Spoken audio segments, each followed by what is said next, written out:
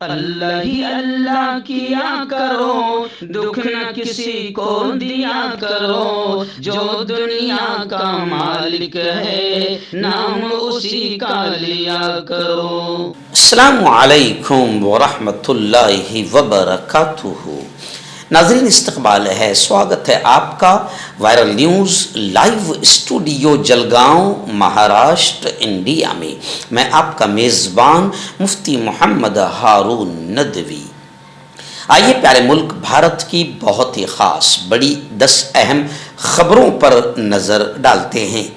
लेकिन सबसे पहले मैं अपील करूँगा कि जो साथी नए हैं और अभी तक इस बेबाक सच्चे चैनल से जुड़े नहीं हैं, अगर आप चाहते हो कि आपको मुल्क भारत की और पूरी दुनिया की सही और सच्ची खबरें देखने और सुनने को मिलें, तो फिर आप इस चैनल से जुड़ जाइए। सब्सक्राइब कर लीजिए हमारे इस चैनल को, बेल आइकॉन घंटी के बटन को दबा दीजिए ताकि हमारी हर वीडियो हर खबर आपको आपके मोबाइल पर मिल सके। और हाँ नाज़रीन, हम हर रोज़ एक अपील करते हैं कि प्लीज़ ये एक प्राइवेट चैनल है और चैनल चलाने के लिए पूरी एक टीम काम करती है, बड़ा रुपया पैसा खर्च होता है। अगर आप चाहते हो कि ऐसे चैनल जो जुल्म और जालिमों के ख़िलाफ़ बेबाक अंदाज में बोल रहे हैं, अगर आप चाहते हो कि ऐसे चैनल मजबूत हों, तो प्लीज़ आप चैनल की फाइनेंशियल हेल्प, माली ताउन, माली मदद ज़रूर कीजिए। स्क्रीन पर आप नज़र डालें, हमारे चैनल का बैंक अकाउंट नंबर भी दिया गया है। और अगर आप ऑनलाइन पैसा भेजकर मदद करना चाहते हैं तो गूगल पे, फ़ोन पे और पेटीएम तीनों का एक ही नंबर है 9637541786। अल्लाह ने जो भी आपको ताकत दी है उस एतबार से हर दिन या हफ्ते में, महीने में एक बार ही सही 100, 200, 500, 1000 जो भी आप चैनल की मदद कर सकते हैं, मदद कीजिए, चैनल को मजबूत कीजिए, हमारा साथ दीजिए। नाज़रीन, पहली बड़ी अफसोसनाक और घटिया खबर इस वक्त मेरी निगाहों के सामने आ रही है। महाराष्ट्र के औरंगाबाद ज़िले में खुल्दाबाद शहर में हज़रत औरंगज़ेब रहमतुल्लाहि अलैहि की मज़ार है, मकबरा है, कब्र है। अब औरंगज़ेब को लेकर हमारे महाराष्ट्र में घटिया और नीच किस्म का माहौल बनाया जा रहा है, नफरतें फैलाई जा रही है। और अब ये खबर आ रही है कि हमारे मुख्यमंत्री देवेंद्र फडणवीस ने यह कहा कि औरंगज़ेब की कब्र पर बुलडोज़र चलेगा।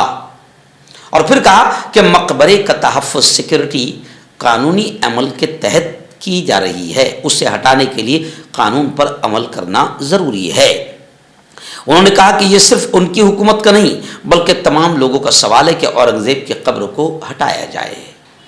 ताहम उन्होंने ये भी वाज़ेह किया कि इस मामले में कानून के मुताबिक कुछ काम करना होगा, क्योंकि ये मकबरा कांग्रेस के दौर में महफूज था और तब से अब तक ये आर्कियोलॉजिकल सर्वे ऑफ इंडिया की सिक्योरिटी में है। फडणवीस ने यह भी कहा कि मकबरे का तहफ़्फ़ुज़ कानूनी अमल के तहत किया गया था, इसे हटाने या तब्दील करने के लिए कानून पर अमल करना ज़रूरी है। उन्होंने कहा कि इस मामले पर जल्दबाजी में कोई फैसला नहीं लिया जा सकता। न सिर्फ भारतीय जनता पार्टी बल्कि रियासत और मुल्क के अवाम भी चाहते हैं कि मुग़ल हुक्मरान का मकबरा गिराया जाए।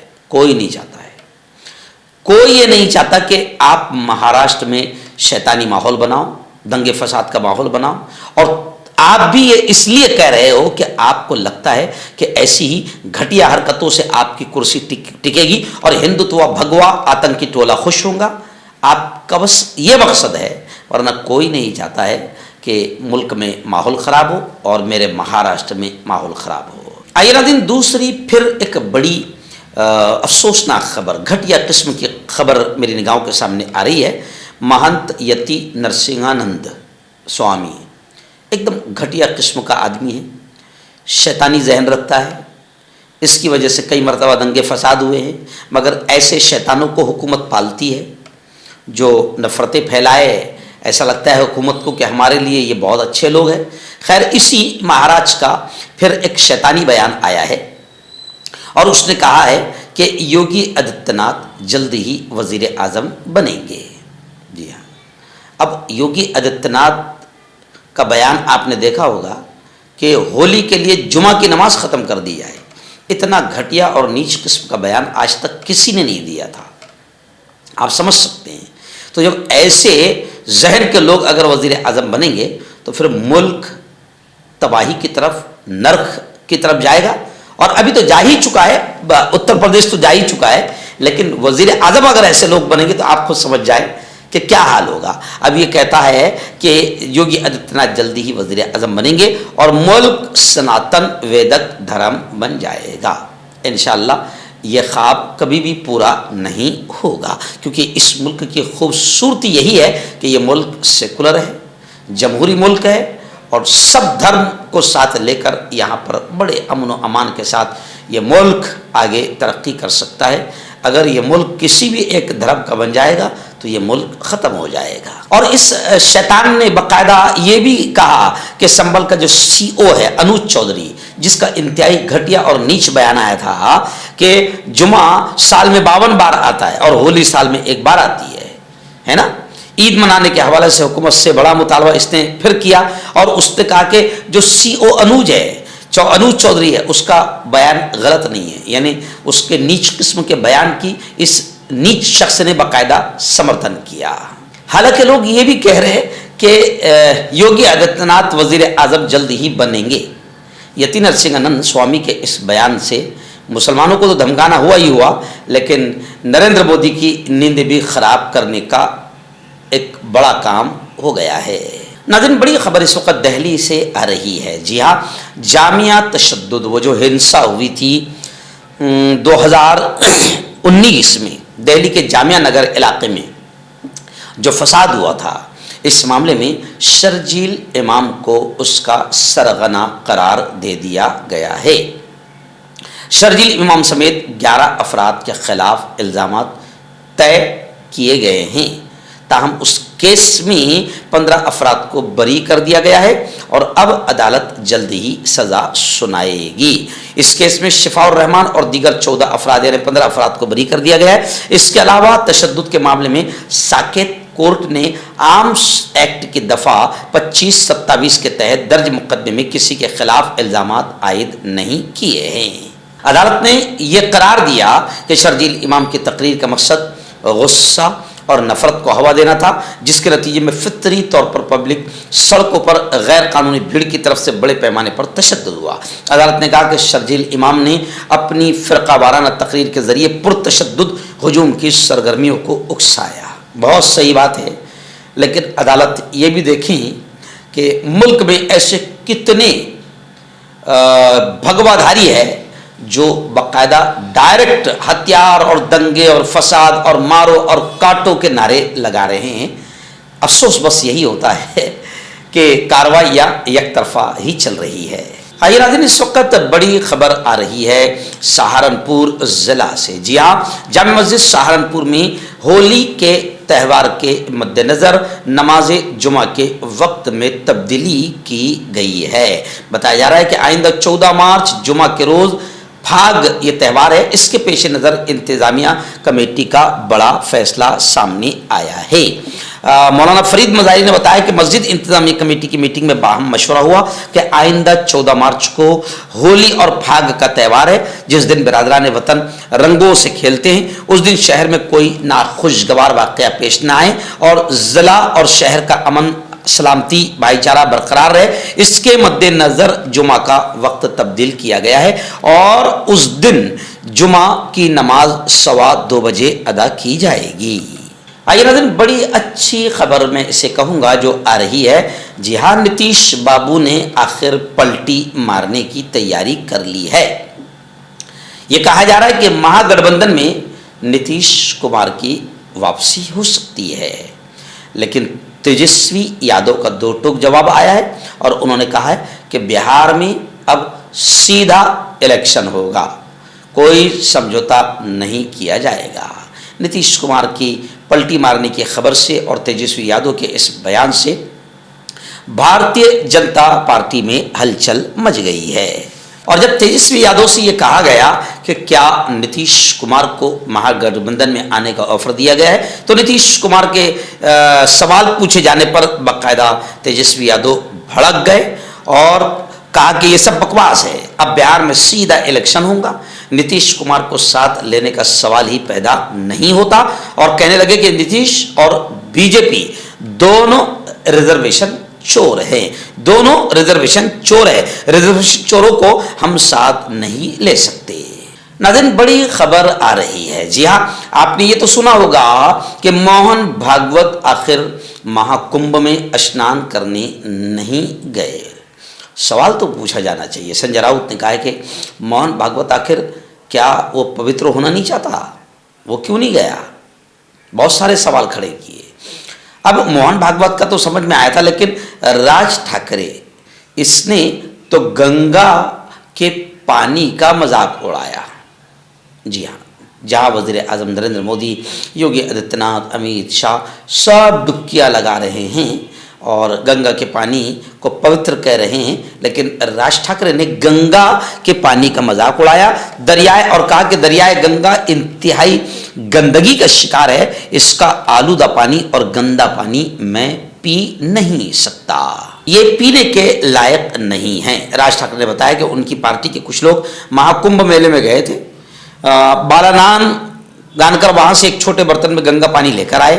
मैंने कहा मैं ये गंदा पानी नहीं पीऊँगा। मैं सोशल मीडिया पर बहुत से लोगों को दूसरे लोगों के बारे में घटिया बातें करते देखता हूँ। ठाकरे ने कहा कि इस गंगा का पानी कौन पिएगा? क्या आस्था का भी कोई मतलब है? मुल्क का एक भी दरिया साफ नहीं है। राज कपूर ने फिल्म बनाई, ये वो गंगा है तो हम भी उसमें नहाएंगे, लेकिन दरिया की सफाई नहीं हुई। जब से राजीव गांधी वजीर आजम थे वो कहते रहते थे कि दरिया को साफ किया जाएगा, कोई दरिया साफ नहीं है। ठाकरे ने दरिया को मां कहने पर भी तंज किया, यानी जो लोग गंगा मैया कहते हैं उस पर भी तंज किया। उन्होंने कहा कि हम दरिया को मां कहते हैं, लेकिन बाहर के ममालिक को देखो दरिया वहां कितने साफ हैं। प्रदेश में लोग दरिया को मां नहीं समझते। अपने आप को तबाहू परस्ती से थोड़ा सा आजाद करो, अंधभक्ति से आजाद करो, बाहर जाओ और थोड़ा सा सर घुमाकर इधर उधर देखो। वाज़ेह है कि हाल ही में खत्म हुए कुंभ मेले में हिंदू भक्तों की बड़ी तादाद ने गंगा में डुबकी लगाई और एक तरफ राज ठाकरे गंगा का और गंगा के पानी का मजाक उड़ा रहे हैं। खैर, ये मजाक राज ठाकरे ने उड़ाया। अगर कोई और उड़ाता और किसी दूसरे धर्म का होता तो जनाब फिर हमारे यहाँ की रखेल मीडिया तो बस उसे आतंकवादी तक साबित कर देती और देश का गद्दार और देश का दुश्मन सब बता देती। आइए नाज़रीन, महाराष्ट्र की एक और बड़ी खबर आ रही है। जी हाँ, महकमा दाखिला गृह मंत्रालय के आला ओहदेदार का बड़ा बयान आया है। उन्होंने कहा है कि महाराष्ट्र में भी लॉ जिहाद मुखालिफ कानून बनाया जाएगा। मुख्तलिफ रियासतों में अलग अलग स्टेट्स में नाफिज कानून का मुताला किया जा रहा है और महाराष्ट्र में भी लॉ जिहाद मुखालिफ कानून बनाया जाएगा और महाराष्ट्र में भी यकसा सिविल कोड को लागू किया जाएगा। लोग कह रहे हैं कि लॉ जिहाद से पहले महिलाओं का जो रेप हो रहे हैं और बीजेपी के मंत्रियों की, कैबिनेट मिनिस्टरों की बेटियां महफूज नहीं हैं, तो पहले महिलाओं की सुरक्षा का कानून लाओ, या कानून है तो उस पर कड़ी कार्रवाई करो। महिलाएं, खुद की बेटियां, खुद की बहनें, माएँ बहनें महफूज नहीं हैं, पहले उनकी इन रेपिस्टों से उनकी सुरक्षा करो, उसके बाद में लव जिहाद कानून पर देखा जाएगा। लेकिन सिर्फ माहौल को ख़राब करना है, मुसलमानों के खिलाफ कोई ऐसी बातें करना है, कानून लाना है जिससे भगवा टोला, आतंकी टोला खुश हो, इसके अलावा बीजेपी के पास कोई काम नहीं बचा है। नाज़रीन, जुनूबी मुंबई के नागपाड़ा से दर्दनाक खबर आ रही है। दिलदोज सान्हा पेश आया है। पानी के टैंक की सफाई की जा रही थी, उसी दौरान दम घुटने से 5 मजदूरों की मौत हो गई। जुनूबी मुंबई के नागपाड़ा इलाके में इतवार को दोपहर में 12:30 बजे के करीब एक तामीराती मुकाम पर पानी के टैंक की सफाई करते हुए 5 मजदूरों की मौत हो गई। ये वाक़या नागपाड़ा में गुडलक मोटर ट्रेनिंग स्कूल के करीब बिस्मिल्लाह स्पेस बिल्डिंग में ज़ेर तामीर निजी इमारत में पेश आया। सफाई के दौरान दम घुटने से मजदूरों की मौत हो गई। नाज़रीन, महाराष्ट्र का बजट इजलास, बड़ी खबर आ रही है।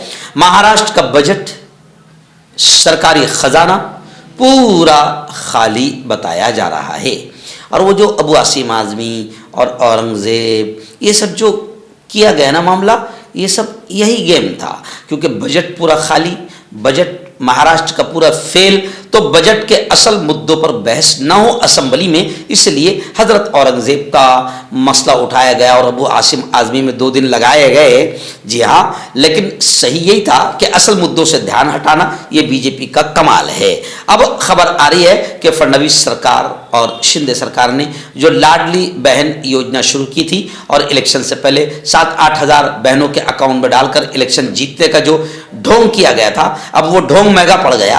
अब बहनें नाराज हो जाएगी, इसलिए उनको बाकायदा पैसा देना बहुत जरूरी है। तो अब खबर आ रही है कि फडणवीस सरकार लाडली बहन समेत दीगर जितनी स्कीमें हैं उसको जारी रखेंगी योजनाओं को। इसके लिए अब आवाम पर नया टैक्स लागू किया जा सकता है, यानी टैक्स का बोझ और बढ़ाया जा सकता है। अब ये तमाम अंधभक्तों के लिए भी खास तौर से तोहफा है। नाज़रीन, आखिरी बड़ी खबर इस वक्त महाराष्ट्र के चिपलून यानी कोकन के इलाके की है। बहुत बड़ी खबर है जिसका ताल्लुक दुबई से है। जी हाँ, डॉक्टर मलिहा बिनते हाशिम साबले, जी हाँ, भारत की इस बेटी को हम सबका दिल से सलाम। मैं आपको बता दूं कि डॉक्टर मलिहा साबले ने अपनी बेहतरीन काबिलियत की रोशनी भारत से दुबई, अरब अमारात तक बिखेर दी है। बताया जा रहा है कि कोकन के खूबसूरत गांव वाग्यूरे ताल्लुक चिपलून जिला रत्नागिरी से डॉक्टर मलिहा का ताल्लुक है, जो अपनी फैमिली के साथ दुबई में रहती है। खुशी और बेइंतहा मसरत की बात है कि दुबई की रॉयल फैमिली शेख अब्दुल हकीम अल मक्तूम के निजी दफ्तर ने डॉक्टर मलिहा बिनते हाशिम साबले को 1B world business leader India के तौर पर मुंतखब करने का ऐलान किया है। रॉयल ऑफिस के CEO का कहना है कि अब डॉक्टर मलिहा साबले का हिंदुस्तान के लिए 1B वर्ल्ड बिजनेस लीडर के तौर पर खैर मकदम करने पर फख्र हो रहा है। बिजनेस कम्युनिटी में एक विजनरी लीडर और बाअसर कुव्वत ने जिद्दत, स्ट्रेटजिक लीडरशिप और आलमी असरात के जरिए उम्दगी की तारीफ की है। मरबूत होने, हौसला अफजाई करने और ट्रांसफॉर्मेशन को चलाने के गैर मामूली सलाहियत के साथ डॉक्टर मलिहा हाशिम साबले बिजनेस को आगे बढ़ाने के लिए आगे बढ़ रही है। तो खैर ये मुस्लिम बेटियों की काबिलियत और सलाहियत है। यकीनन अगर बेटियों पर सही अंदाज में मेहनत की जाए तो हमारी अपनी बेटियां हर मैदान में परचम लहरा सकती है। तो मैं हकीम जावेद, क्या आपको शुगर है या आपके बदन में दर्द रहता है, जैसे जोड़ों का दर्द, नसों का दर्द, गठिया वाई, इसके अलावा अगर आपको बवासीर है, खूनी वाली हो या मस्से वाली हो, और अगर आप अपनी शादीशुदा ज़िंदगी को लेकर खुश नहीं है तो आप हमें कांटेक्ट कर सकते हैं। यहाँ गारंटी के साथ जड़ी बूटी से इलाज किया जाता है। Thank you so much. मर्दाना ताकत हासिल करें 72 घंटों के अंदर, वो भी जड़ी बूटियों द्वारा। हकीम याकूब खान से कांटेक्ट करें जो कि 75 सालों से हिकमत कर रहे हैं। इसके अलावा जोड़ों में दर्द, गुर्दों में पथरी, शुगर, खुजली, ल्यूकेरिया का गारंटी से इलाज किया जाता है। अभी कांटेक्ट